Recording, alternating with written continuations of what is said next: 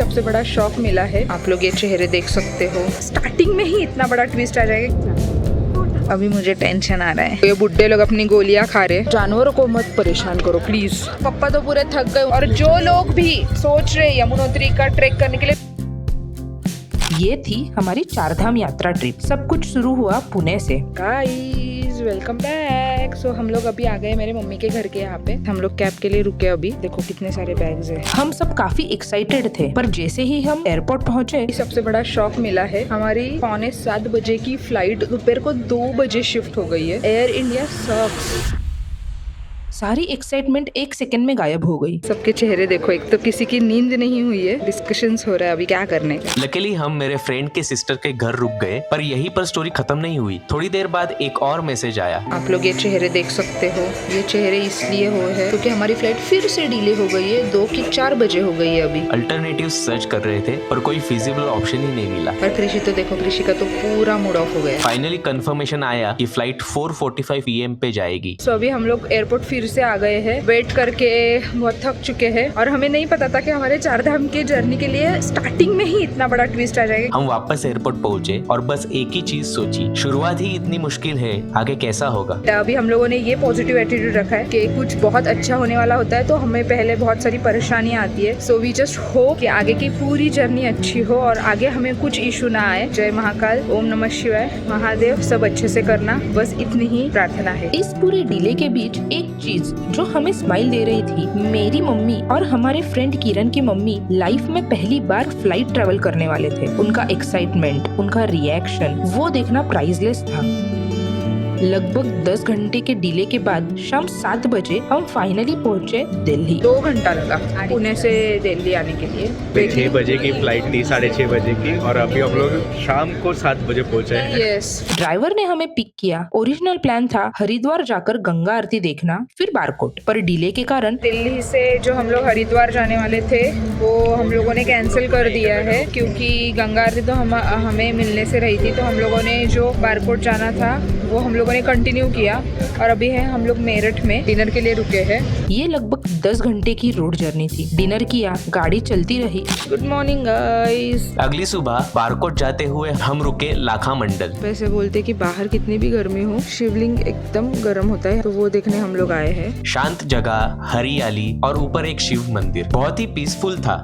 पांडवों को जलाने के लिए वो लाक्षागृह बनाया था, ये वो जगह। यहाँ से वो सुरंग है, इसी सुरंग के रास्ते पांडवों को एक नीचे आपको गुफा मिलेगी। अब ये आते भी नीचे पांडव गुफा जाने वाले, हाँ ये रास्ते पे नीचे ना जी, उस गुफा के अंदर एक छोटा सा शिवलिंग है, उस पर कुदरती अभिषेक होता है। वहाँ कोई जल नहीं चढ़ाता, अभिषेक अपने आप हो रहा है। इस क्षेत्र में जो भी आदमी मृत्यु को प्राप्त होता है उसे यहाँ रखते हैं। फिर पुजारी जी गंगा जल से जैसे जल का छेड़ा मारा, वो कुछ पल के लिए यहाँ जीवित होता था।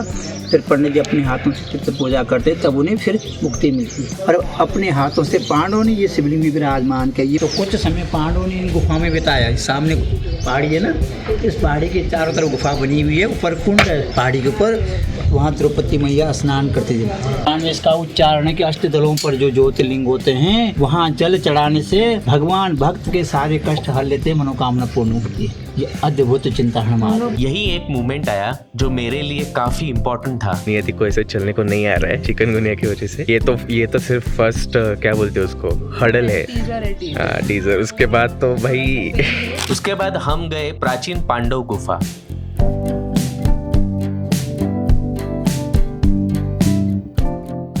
फाइनली हम बारकोट पहुंचे। फाइनली रूम में आ गए हैं। मैं आपको रूम दिखाती हूँ। हमारा स्टे होटल कम और होम स्टे ज्यादा लग रहा था, और जो व्यू था वो बिल्कुल ही स्टनिंग था। वो बोलते हैं ना, पहाड़ों में सुकून है, सीरियसली। और यहीं पे मैंने ऑडियंस के साथ अपनी कंडीशन शेयर की। पाय सूज गया है, अभी थोड़ा वॉक हुआ है, तो आप देख सकते हो। अभी मुझे टेंशन आ रहा है। मैंने बोला तो था कि मैं करूंगी, बट अभी थोड़ा सा चलने के बाद एक्चुअली मैंने कुछ पेन किलर्स या फिर मेडिसिन नहीं लिए थे। आगे के 3 ट्रेक होने वाले, यमुनोत्री, केदारनाथ, केदारनाथ एंड तुंगनाथ, वो तीनों को मैं पेन किलर्स खा के, दोनों पैर को बेल्ट, एंकल बेल्ट जो मैंने कैरी किया है वो लगा के, प्रॉपर ट्रेकिंग शूज पहन के मैं ट्रेक करने वाली हूँ। तो आई जस्ट होप तब मुझे ये इशू ना आए, अच्छे से हो जाए मेरी ट्रिप और कुछ टेंशन ना हो, हेल्थ का इशू और ज्यादा ना बढ़े। केदारनाथ बाबा के भरोसे में आई हूँ, अभी जो होगा वो देखा जाएगा। जय श्री केदार। हमने पूरा दिन रेस्ट किया क्योंकि अगला दिन सबसे इम्पोर्टेंट था, यमुनोत्री। गाइस बज गए रात के 9:45। अपडेट आया है ड्राइवर से कि हमें सुबह 4 बजे निकलना है। और ये देखो मेरी दीदी कितने कष्ट ले रही है मेरे लिए। मैं एक्चुअली लाइट में शूट करना भूल गई तो उसको मैंने बोला टॉर्च मार। कल है हमारा पहले धाम का दर्शन, so we all are very excited. 6 kilometre का ट्रेक है तो थोड़ा सा टेंशन हो रहा है। अभी मैंने पेन किलर ले ली है सो दैट कल मुझे कुछ इशू ना आए। Tata bye bye, good night.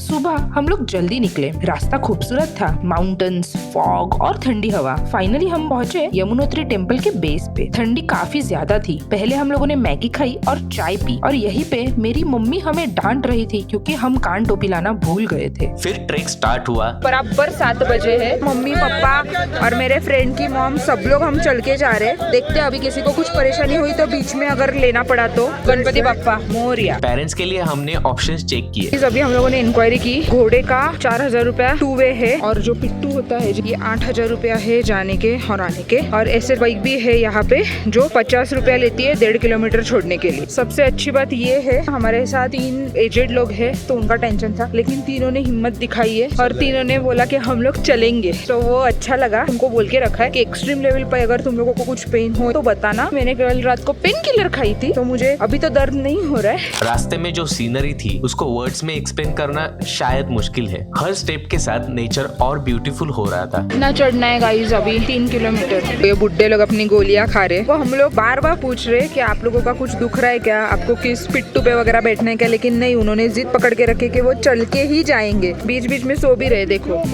गोलियां खा खा के चढ़ेंगे मेरे जैसे, लेकिन चल के ही जाएंगे। और यही हमें ऑडियंस से भी एक बात शेयर की। घोड़े और खच्चर के ऐसे पाए स्लिप हो रहे हैं यहाँ पे। हम लोगों का तो यही मानना है अगर आप लोग चढ़ सकते हो तो प्लीज चढ़ो, और आपको कुछ इशू है तो प्लीज घोड़े और खच्चर इन जानवरों को परेशान मत करो। यहाँ पे डोली है, पिट्टू है, आप चाहिए तो उससे आओ, बट जानवरों को मत परेशान करो प्लीज। फाइनली हम अपनी डेस्टिनेशन पे पहुंच गए। पंडित जी मिले, पूजा हुई। उस मोमेंट पे थकान, पेन, स्ट्रगल सब गायब हो गया और यमुनोत्री के दर्शन हुए। भी अच्छा लग रहा है। अच्छी तरह से दर्शन हुआ। दिल बिल्कुल भरा हुआ था। ये सिर्फ दर्शन नहीं था, ये एक फीलिंग थी कि सारी मेहनत वर्थ इट थी। 4 धाम में से पहला धाम हो गया है और इन लोगों का बहुत ज्यादा क्या बोलते हैं प्रेस करने लायक है क्योंकि ये लोग इतने एजेड होके भी इन लोग ट्रेक करके आए हैं। सो कांग्रेचुलेशन। तो हम चारों के लिए तालियां। ये माझ्यासाठी पण। थोड़ा स्नैक किया और फिर हमने उतरना स्टार्ट किया। मम्मा घोड़ा करना है? नाही बाबा, क्यों? पायाचाच घोडा चांगला वाटतो. घोडा नको, गाडव नको. पप्पा तो पूरे थक गए, उनको बस अभी नींद आ रही है, उनको बस सोना है। देखते अभी कितना टाइम लगता है। लगभग 3 घंटे के बाद हम वापस बेस पे पहुंच गए। फाइनली हमारा ट्रैक कंप्लीट हो गया है यमुनोत्री। और जो लोग भी सोच रहे यमुनोत्री का ट्रैक करने के लिए बिंदास करो। कोई रास्ता खराब बराब नहीं है, अच्छा रास्ता है, धीरे धीरे आप कर सकते हो। बिल्कुल टेंशन मत लो यहाँ पे आने से पहले। और यहीं पे खत्म होता है हमारी 4 धाम यात्रा का पहला चैप्टर। हम थके हुए थे पर एक्साइटमेंट डबल थी क्योंकि अगला स्टॉप था गंगोत्री और वो कहानी नेक्स्ट चैप्टर में।